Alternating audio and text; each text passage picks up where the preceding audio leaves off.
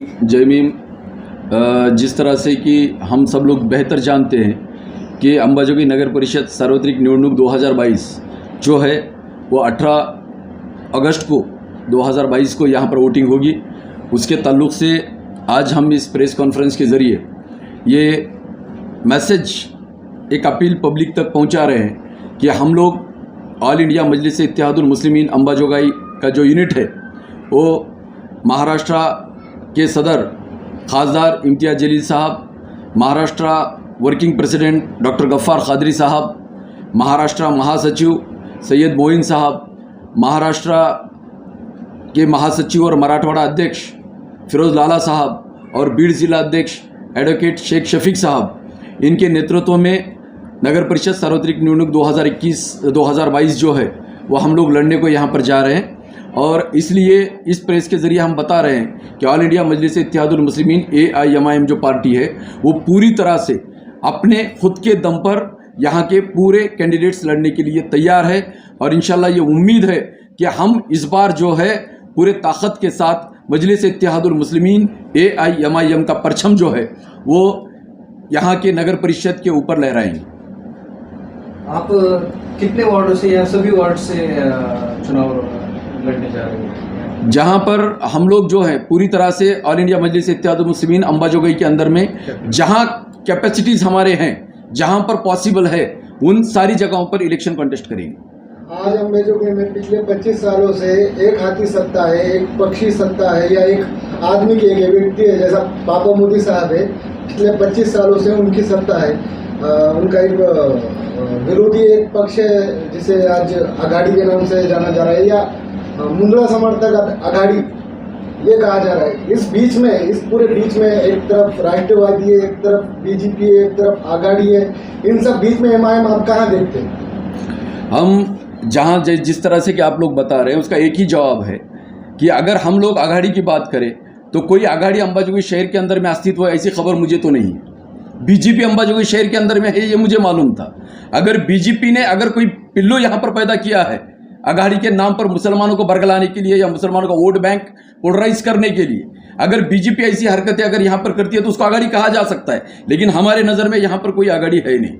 रही बात दूसरी, तो जो कांग्रेस और राष्ट्रवादी की है वो आघाड़ी नहीं है, वो आगगाड़ी है, रेलगाड़ी है, जहाँ पर धनंजय मुंडे उसके इंजन है और संजय धवन, पापा मोदी, रोमन साठे, बबन लोमटे, ये जो सब राष्ट्रवादी के कार्यकर्ता यहाँ पर मौजूद हैं। अब किसी की ताकत नहीं बची हुई है, ये एक रेलगाड़ी के बाकी बचे हुए डब्बे हैं और ये सिर्फ अपने अपने डब्बे को रिजर्व करने की कोशिश कर रहे हैं। इसके लिए अंबाजोगाई की आवाम जो है वो इस बात को पूरी तरह से समझ चुकी है कि यहाँ पर कोई विकास नहीं है, कोई डेवलपमेंट नहीं है, यहाँ पर ना घरकुल है, ना यहाँ झोपड़पट्टी की कोई योजना है, ना मुसलमानों के लिए कोई योजना है, ना दलित वस्ती सुधार योजना की कोई योजना के अंदर में पारदर्शिता है, ना नौजवानों के लिए रोजगार है, ना बेरोजगारों के लिए कोई MIDC का प्रावधान यहाँ पर इन्होंने किया हुआ है।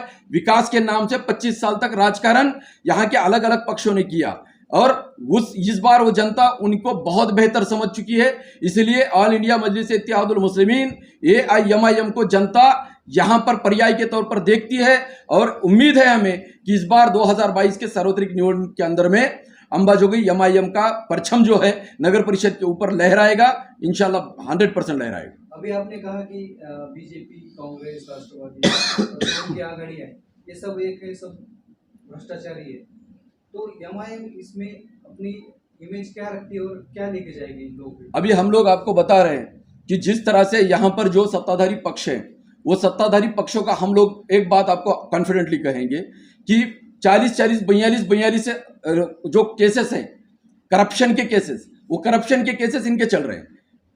MIM मजलिस इत्तेहादुल मुस्लिमीन के जितने कारकुनान यहाँ पर मौजूद है, ऑल इंडिया मजलिस इत्तेहादुल मुस्लिमीन के जितने पदाधिकारी यहाँ पर मौजूद है, पूरे बीड़ जिले के अंदर में मौजूद है। मैं चैलेंज कर रहा हूँ कि उनके नाम पर एक करप्शन का या तो एक क्रिमिनल रिकॉर्ड दिखाइए।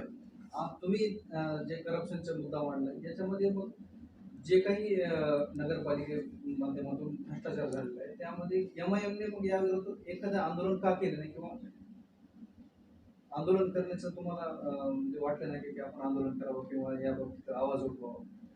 हमारी जो भी लड़ाई थी हमने करप्शन के खिलाफ राजकिशोर पापा मोदी से लेकर नंदू मुंदड़ा साहब की जो आघाड़ी या BJP या उनकी आमदार साहिबा जो भी हैं उनके खिलाफ में हर बार आंदोलन किया है, पब्लिक ने देखा है, पब्लिक को बेहतर मालूम है। इलेक्शन मध्ये येणाऱ्या एमआयएमची कोणासोबत आघाडी होऊ शकते किंवा समविचारी पक्षांसोबत जाऊ शकतात का? सर मेरे सामने दो सवाल हैं, मैं अंबाजोगई की आवाम को आपके जरिए बताना चाह रहा हूँ। कुछ दिन पहले मी अंबाजोगईकर नाम से यहाँ पर एक मोर्चा हुआ अंबाजोगई शहर के अंदर में, जहाँ पर यह बताया जा रहा था कि अंबाजोगई शहर के अंदर में कोई विकास नहीं है, यहाँ पर करप्शन है। इस बात के बारे में कोई दो राय नहीं है।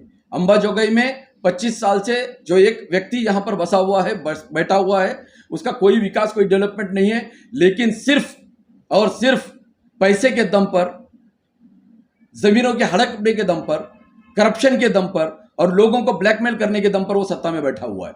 लेकिन अगर दूसरा एंगल अगर मैं बीजेपी का यहां पर देखता हूं तो यह सवाल भी हमारे दिल में आता है, अंबाजोगई शहर के आवाम के दिल में फंसा हुआ है कि अगर 5 साल के अंदर में अंबाजोगई शहर में इतना बड़ा करप्शन सत्ताधारी पक्ष ने यहां पर किया हुआ है, तो सवाल यह भी तो आता है कि आज 3 साल हो गया, नमिता ताई मुंदड़ा जो हैं वो बीजेपी पक्ष से यहां पर आमदार हैं। मैं चैलेंज कर रहा हूं, नमिता ताई मुंदड़ा ने अंबाजोगई शहर के लिए, केज विधानसभा के लिए 3 साल में क्या किया है वो दिखाइए, फिर आपको अधिकार बनता है कि कोई करप्शन कर रहा है, कोई विकास नहीं कर रहा है, इस मुद्दे पर बात करने की। एमआयएम पक्षाला निवडणुकीदरम्यान इतर पक्षांकडून धर्मांध म्हणून असं दाखवलं जाते, तर हा डाग पोचण्याचा तुम्ही कसा प्रयत्न करणार आहात? देखिए, एमआईएम को धर्मांध कहा जाता है, जबकि ऑल इंडिया मजलिस इत्तेहादुल मुस्लिमीन का नारा जो है वो जय भीम और जय मीम है। हम भारत के संविधान निर्माता, विश्व पुरुष, मैं भारत का पुरुष नहीं कहूंगा, विश्व पुरुष डॉक्टर बाबा साहब अंबेडकर जो हैं विश्व रत्न, उनको हमारे कायद अलहज बैरिस्टर असदुद्दीन ओवैसी साहब ने हमें हमेशा ये कहा है कि हम संविधान की लड़ाई लड़ेंगे और हमारा संविधान हर जात को, हर धर्म को समान नागरिकता देता है, प्राथमिकता देता है, प्रधानता देता है। इसके लिए हम धर्मांध नहीं है, बल्कि हम बिल्कुल संवैधानिक पक्ष हैं। संवैधानिक पक्ष के आधार पर हमारी लड़ाई है, हम लड़ते रहेंगे। और अगर कोई ये कहता है कि मजलिस इत्तेहादुल मुस्लिमीन मुसलमानों का पक्ष है, तो ये उनकी अपनी जाति राय है। मजलिस इत्तेहादुल मुस्लिमीन का जात, धर्म, मजहब से कोई संबंध नहीं है, बल्कि हमारी लड़ाई मजलूमों के लिए, मजबूरों के लिए, वंचितों के लिए। 15 वार्ड है पूरे अंबाजोगई नगर पालिका के हद में। आप एमआईएम इस बार कितने सीटों पर लड़ेंगी या किन वार्डों से लड़ेंगी? क्या ऐसा तो नहीं कि जहाँ मुस्लिम मूलभूत इलाके हैं वहां से लड़ेंगी, बाकी की छोड़ दी, ऐसा कुछ है क्या? सबसे पहले एक बात बताना चाह रहा हूं, मजलिस इत्तेहादुल मुस्लिमीन का जो वोट बैंक है, वो वोट बैंक सभी धर्मों का, सभी जाति का, सभी समुदायों का है। इसके लिए हमारी लड़ाई जो है, हम 15 के 15 सीट के ऊपर लड़ने की हम तैयारी रखते हैं। आज की कंडीशन 15 के 15 प्रभागों।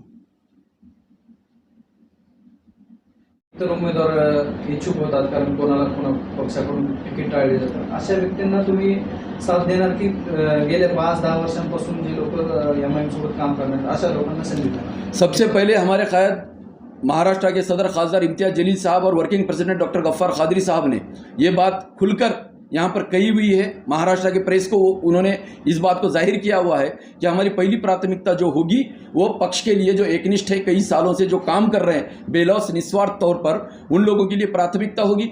और अगर कोई दूसरे पक्ष से अगर हमारे पास आकर प्रवेश लेकर अगर इच्छुक है, तो पक्ष श्रेष्ठी से बात कर उसको नहीं लेने के अधिकार जो है वो हमारे पक्ष के जो वरिष्ठ जो पदाधिकारी हैं, हमारे जो पक्ष श्रेष्ठी है, उसके ऊपर हमने छोड़ा हुआ। आपने बोला कि पक्ष श्रेष्ठ से बात करके आप वैसे बात रखेंगे, लेकिन समझो 70 महीने जैसे लोग हैं, 5-10 साल से वहाँ पे वार्ड में काम कर रहे हैं, उसका जवाब मैं दे चुका हूँ। तो क्या करेंगे? उसका जवाब मैं दे चुका हूँ कि भाई हमारी प्राथमिकता जो होगी वो सबसे पहले हमारे लिए जो निस्वार्थ लोग हैं, जिन्होंने एक निष्ठता के तौर पर हमारे पार्टी के साथ में काम किया है, उन लोगों को पहली प्राथमिकता होगी। इस बार एमआईएम के मुद्दे क्या रहेंगे? किस मुद्दों पे लड़ना चाह रही है, क्या बताना चाहिए कि इस बार किन मुद्दों पे इलेक्शन लड़ना चाह रहे हैं आप नगर पालिका? हमारे जो मुद्दे होंगे, जिस तरह से एक फेक विकास, एक घटिया किस्म का विकास नाम का शब्द यहाँ पर घटिया किस्म से एक सत्ताधारी यहाँ पर करता है और वो खुद को विकास पुरुष कहलाता है, और दूसरा जो है उसका विकास पुरुष ना होने का दावा करते हुए आमदार की लेकर बैठा हुआ है। इन दोनों के खिलाफ हमारी लड़ाई है, और हमारी लड़ाई सही मायने में विकास की लड़ाई है। भारत के संविधान के अनुसार और 1965 का जो नगर परिषद एक्ट है, म्युनिसिपल काउंसिल एक्ट है, उसके तहत अंबाजोगई शहर के नगर परिषद को 377 करोड़ रुपए हर 5 साल को आते हैं। वो 377 करोड़ रुपए का सही वितरण अंबाजोगाई शहर के लिए होना चाहिए। और हमारा मुद्दा ये है कि अंबाजोगाई शहर के अंदर में MIDC से लेकर बेरोजगारों को रोजगार उत्पन्न करने तक और अंबाजोगाई की सफाई से लेकर यहाँ के जितने करप्टेड लोग हैं उन सबका सफाया करने तक हमारा ये मुद्दा है। हम इसी मुद्दे पर लड़ेंगे इंशाल्लाह। आपको ऐसा क्यों लगता है, अगर आप पिछले इलेक्शन देखें 2016 के, तो बहुत सारे नगर सेवक चुन के आए थे, लेकिन नगर सेवक चुन के आने के बाद एक आदमी की तरफ पूरे नगर सेवक माइल हो जाते हैं, पापा मोदी साहब की तरफ चल जाते हैं। आखिर वजह क्या है ये सब की, कि इस बार भी ऐसा होने के चांसेस है कि नगर जैसा आप बोल रहे हैं कि कैपेबल है, आपकी सीट आ गए, फर्ज करिए कि आपकी सीट आ गए और ऐसा पिछले बारी के जैसा हो जाए कि वो कुछ नगर सेवक उधर खुद के चले गए, ऐसा पहले हुआ है तारीख में अंबाजोगाई की। देखिए क्या है मालूम आपको कि नीतिमत्ता के ऊपर डिपेंड करता है कि कौन कितना ईमानदार होगा। और रही बात जो हल्की चीज़ है, ये परिवर्तन है, ये प्रकृति का नियम है कि जो चीज़ हल्की है वो उड़कर चली जाएगी, जो वजनदार चीज़ है वो जगह पर कायम रहेगी। अब मजलिस इत्तेहादुल मुस्लिमीन के पास जो भी पदाधिकारी, जो कार्यकर्ता, जो इच्छुक उम्मीदवार आज हमारे पास मौजूद है, जो निस्वार्थ बेलौस लोग हमारे साथ कई सालों से काम कर रहे हैं, हम यकीन के साथ कह रहे हैं कि जो लोग किसी पक्ष से चुनकर आकर भाग गए थे उनकी तरह हमारे पास लोग नहीं, हमारे पास वजनदार लोग हैं, हमारी जगह पर वो कायम रहेंगे। इस बात की उम्मीद और कॉन्फिडेंट हमें है।